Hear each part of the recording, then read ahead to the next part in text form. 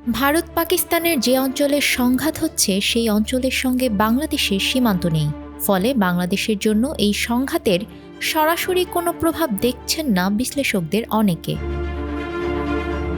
তবে সংঘাত যদি প্রলম্বিত হয় এবং পরিস্থিতি যুদ্ধের রূপ নেয়, তখন দক্ষিণ এশিয়ায় নিরাপত্তা প্রশ্নে অস্থিতিশীল পরিস্থিতি তৈরি হতে পারে। বিশ্লেষকরা এমন আশঙ্কার কথাও বলছেন।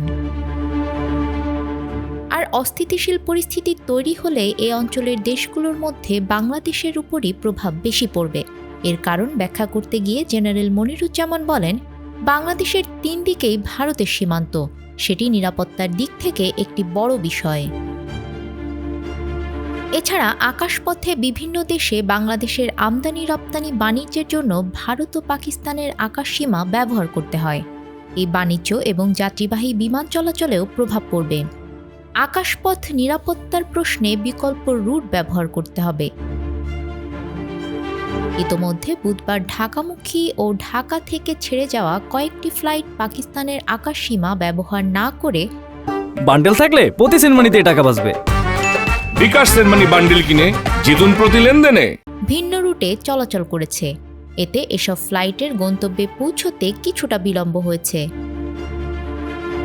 বিশ্লেষকরা বলছেন, একদিকে আকাশপথে চলাচলের সময় বেশি প্রয়োজন হবে, অন্যদিকে আমদানি রপ্তানিতে ব্যয় বাড়বে। তখন পণ্যের দাম বাড়বে এবং এর প্রভাব পড়বে ভোক্তা পর্যায়ে।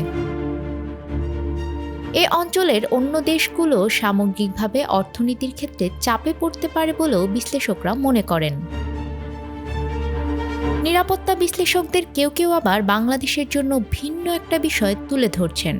তারা বলছেন, বাংলাদেশের উত্তর পূর্ব সীমান্তের সাথে ভারতের 7টি অঙ্গরাজ্য আছে। সেগুলোতে যদি ভারত পাকিস্তান সংঘাতের কোনো প্রভাব পড়ে এবং অস্থিতিশীল পরিস্থিতি তৈরি হয়, তখন এর সরাসরি প্রভাব পড়তে পারে বাংলাদেশে। ফলে নিরাপত্তার প্রশ্নে উদ্বেগের একটি বিষয় এখানে রয়েছে।